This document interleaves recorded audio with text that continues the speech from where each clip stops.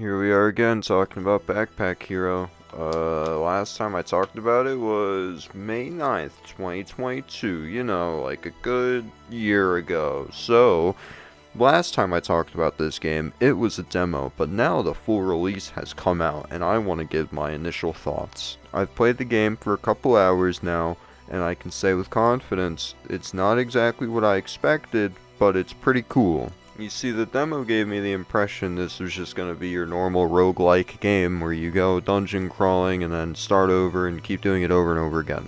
And while that's true, it's also not entirely true. It's got a bit of a spin on it. There's a whole, town building mechanic, kind of similar, I guess, to, Lamb of the God, or whatever the hell the game is. Cults of the Lamb God? I don't know. I'll throw a picture up.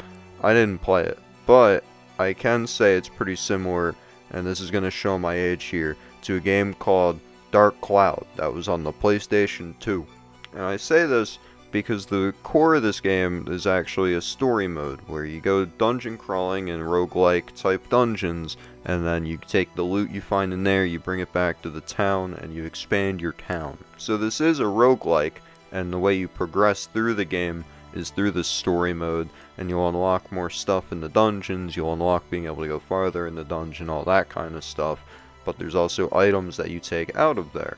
And I think this is one of the more unique points of this game, is that whatever you finish your run with, you actually have in an inventory outside of combat. So you'll go through a dungeon, find your helmets, your armor, your weapons, your whatever, and when you finish that run, you get to still keep those items, but now they're in an inventory in the town, and what you can do with those is pretty cool. You can either sell them to get some resources to expand your town, or as you build more buildings around, you can get research stuff, and you can use the weapons and armor you find to further your research to unlock more weapons and armor. I think this is pretty cool, because it actually incentivizes you to go into these dungeons and bring out certain items that it requires to unlock more items and weapons, so that you can have more of these archetypes you can shoot for.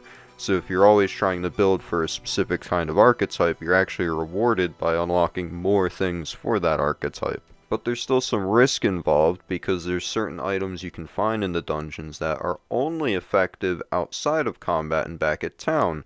These items you can sell for additional materials to build stuff, or what I found is pretty cool, items that give you little bits of lore about the game, but can also give you cosmetics. And from what I've played so far, this is kind of the core sort of gameplay in this game. It's going into a dungeon, collecting loot, coming back, building your town up, and then going back into dungeons, collecting more loot, building your town up, and it's like a feedback loop. The more you do this, the more you unlock, the farther you can get in the dungeon, the more stuff you can do, the story progresses.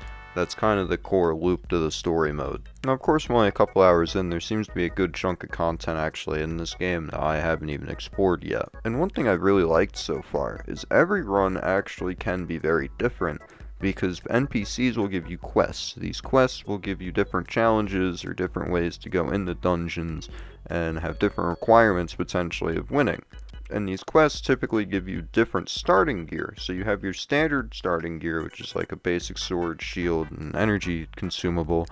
But some of these can give you different equipment to start with, and I think also throw harder enemies at you because of your different gear. And they also make use of this by teaching you the different archetypes that you can do by giving you quests to have basic setups for them, like archery and magic.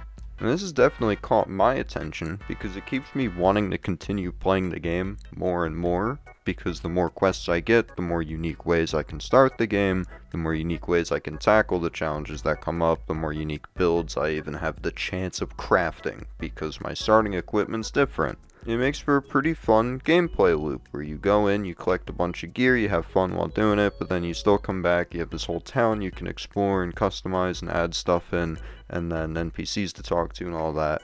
It's a pretty cool gameplay loop, all things considered.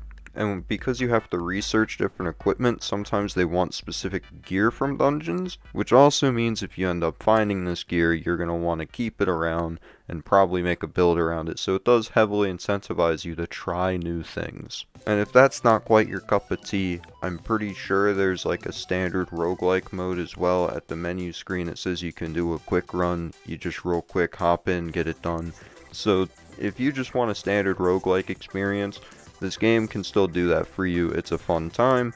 If you want a pretty unique roguelike where you go and have town building mechanics and a bunch of quests and a whole story mode to do, then there you go. You can also do that. And if you want to go through, play the story mode, and then treat it like a normal roguelike, you can even do that. So far, a couple hours in, I would recommend this game. It seems pretty fun. I'm having a good time with it. Maybe it'll lose its spark as I keep going. Maybe it gets tedious. So far, I think the art style is pretty charming. The way the game works is pretty fun. It's just a good time. So, if this at all seems interesting to you, go ahead and check it out. If you like my little quick review, leave a like, subscribe. I don't know. I'll probably make more videos on this game. So, whatever. Have a good one. Bye-bye.